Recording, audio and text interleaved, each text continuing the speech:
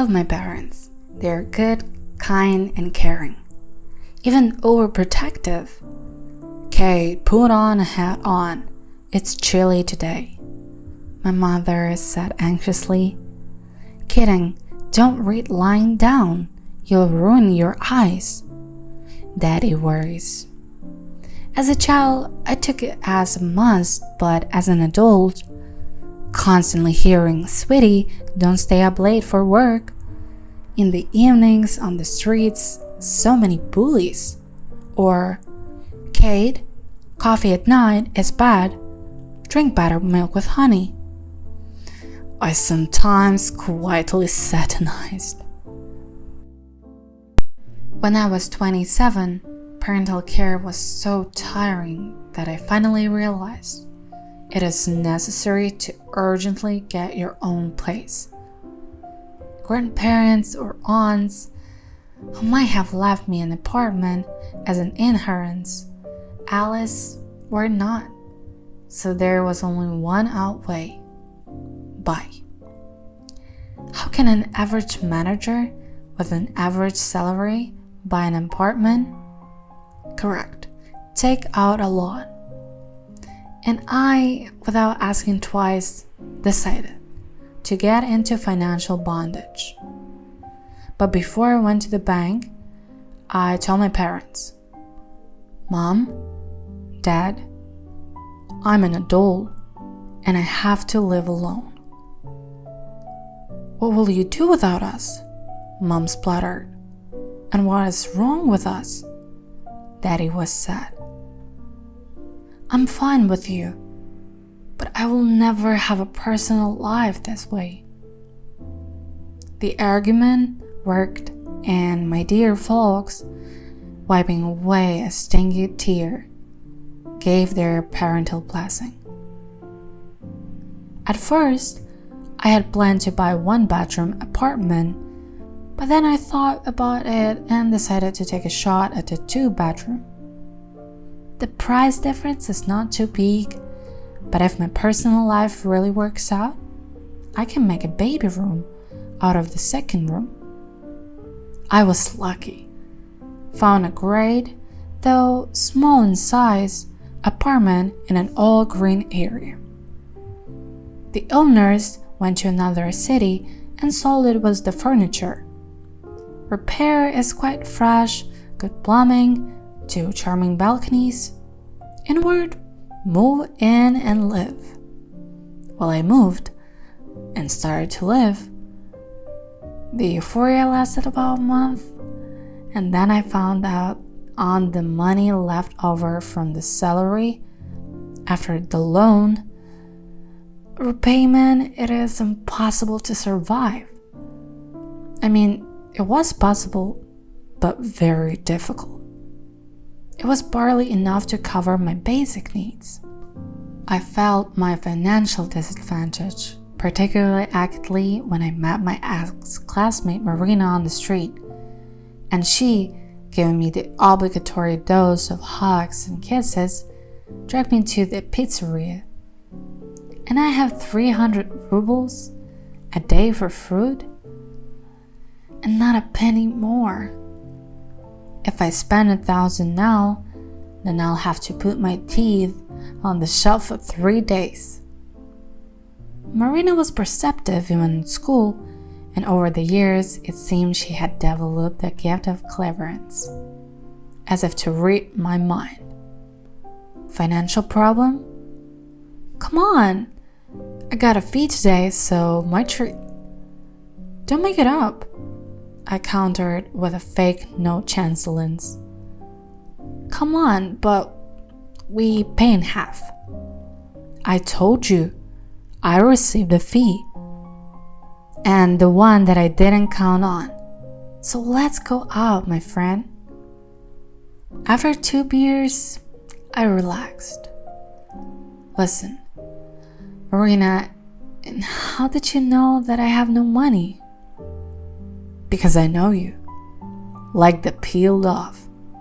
If it was normal, you would have already dragged me to some cafe. If you didn't, it must be a temporary crisis.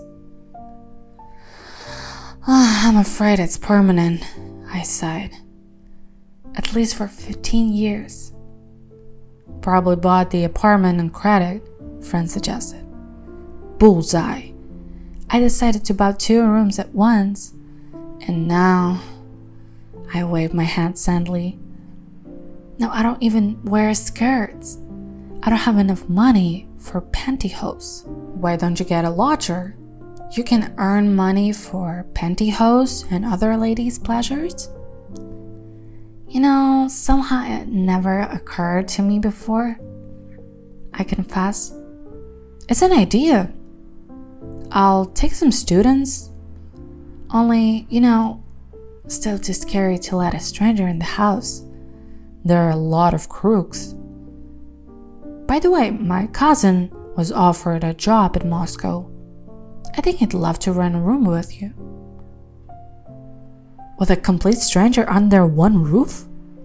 I thoughtfully stretched out. Well, I don't know. Get acquainted, and it will become familiar. That he is not a crook, I give you 100% guarantee. After all, the lodger is not the sex of the main thing. But what? What? I echoed. That he doesn't damage the property and pays the rent on time. And here I vouch for Max had. And he... old? For some reason I wondered. What, you're going to cook him? Marina snickered. He's perfect. Well, you decide. I thought for probably 2 minutes, then nodded. Okay, call your perfect tenant. Tell him I'm ready to rent a room with him. For $200, for example? $300? My brother is high-end programmer and his salary is good, so he won't be poor. A week later, Max showed up at my apartment. A taciturn 35-year-old guy. A bit out of his element, like many programmers. However, even when he was on his own wavelengths, he remembered to wash up after himself and turn off the lights. Another good thing was that he only came home for the night. A dream lodger. At first, I was not at all interested in his life. But then, after all, we live under the same roof, so we are not completely strangers. Max fed not so good. Chinese noodles and sandwiches. I didn't indulge myself in delicates either, but I always had soup or borscht. It was my mother's upbringing. I didn't want my ideal lodger to get gastritis, so I suggested him have dinner with me. He didn't refuse, but started buying groceries for the common pot. When I began to pick up his dirty clothes in the wash, is it difficulty for me to throw an extra sweater or t-shirt in the washing machine? Max began to constantly take out the trash. Mayakovsky once wrote, "The love boat broke over everyday life." With Max and I, it worked out the other way around. A feeling grew out of everyday life together. It grew so slowly that we didn't notice anything. And then Max took a vacation and decided to go home. "Take a 3-week break from me," he said as he put in his things in his bag. "I'll rest, yeah, I know that. I'm not going to put these pants down. They'll get wrinkled. Let me fold the shirt myself." I suspected that I would miss Max, but I had no idea that I would almost die of boredom.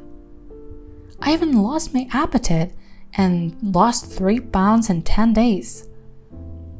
And on the 11th day, Max suddenly come back. Anything happened? I was scared. I just want to go home. "I'm on a vacation for tomorrow," I said. trying hard to hide his puppish excitement that swept over me. I still have 10 days left. Let's go somewhere. You are drawn home. I'm drawn to you. And I am, with terrible force. I looked in his eyes. No, he's not lying. That's how it is. Today, Max and I finished the repair in a small room. We put up a new wallpaper, colorful sailing ships on a blue background. I think it's a great wallpaper, especially since it's a baby boy's room.